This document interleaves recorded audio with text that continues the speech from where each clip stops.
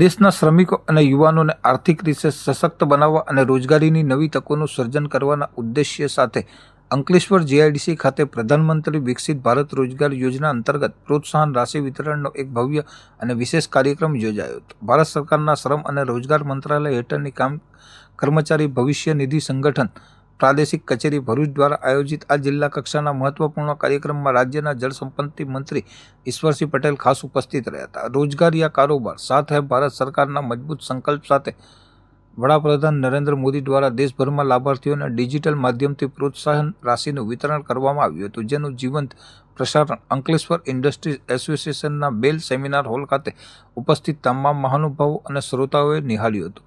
આ ગરિમાપૂર્ણ પ્રસંગે મંત્રી ઈશ્વરસિંહ પટેલ ઉપરાંત અગ્રણી ઉદ્યોગપતિ બળદેવ પ્રજાપતિ, અંકલેશ્વર ઉદ્યોગ મંડળના પ્રમુખ વિમલ જેઠવા, સેક્રેટરી નિલેશ પટેલ અને પ્રાદેશિક પીએફ કમિશનર એક હરિપુરન નાથ સહિતના ઉચ્ચ અધિકારીઓ અને ઉદ્યોગ જગતના અગ્રણીઓ મંચ પર ઉપસ્થિત રહ્યા હતા. કાર્યક્રમ દરમિયાન વડાપ્રધાન મોદીનું પ્રેરણાદાયી લાઈવ સ્ટ્રીમિંગ નિહાળ્યા બાદ ઉપસ્થિત મહાનુભાવોના હસ્તે સ્થાનિક લાભાર્થીઓને યોજના અંતર્ગત મળવાપાત્ર નાણાકીય પ્રોત્સાહન અને લાભોનું વિતરણ કરવામાં આવ્યું હતું. આ તકે પત્રકારો અને જનમેદનીને સંબોધતા મંત્રી ઈશ્વરસિંહ પટેલે જણાવ્યું હતું કે કેન્દ્ર અને રાજ્ય સરકારનો મુખ્ય ધ્યેય યુવાનોને સ્વનિર્ભર બનાવવાનો અને શ્રમિકોના કલ્યાણનો છે.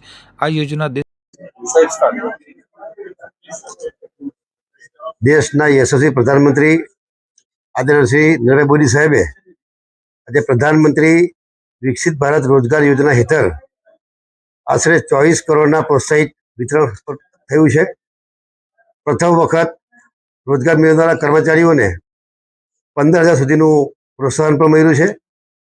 સતત રોજગાર નિર્માણને પ્રોત્સાહિત કરવા માટે માલિકો પ્રત્યે વધારાના કર્મચારી દીઠ માસિક 3,000 રૂપિયાનું પ્રોત્સાહન પણ મળવાપાત્ર છે.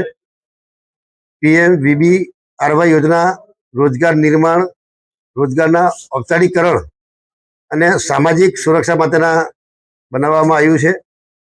આ પ્રોત્સાહને દેશભરમાં 15 લાખ લાભાર્થીઓને રોજગારી સુવિધા પૂરી પાડી છે.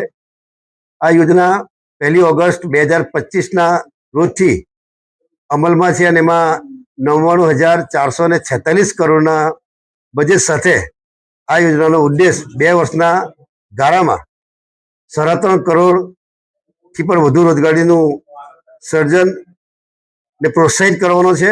અંદાજે 2 કરોડ લાભાર્થીઓને કાર્યબળમાં પ્રથમ વખત પ્રવેશ કરનારા હોવાની અપેક્ષા છે અને આ યોજના થકી સામાજિક સુરક્ષા કવચને મજબૂત કરવામાં અને વિકસિત ભારતના નિર્માણને આગળ વધારવામાં પરિવર્તનકારી ભૂમિકા ભજવી રહી ત્યારે આ તબક્કે પ્રધાનમંત્રીશ્રીને હું ખૂબ ખૂબ અભિનંદન પાઠવું છું.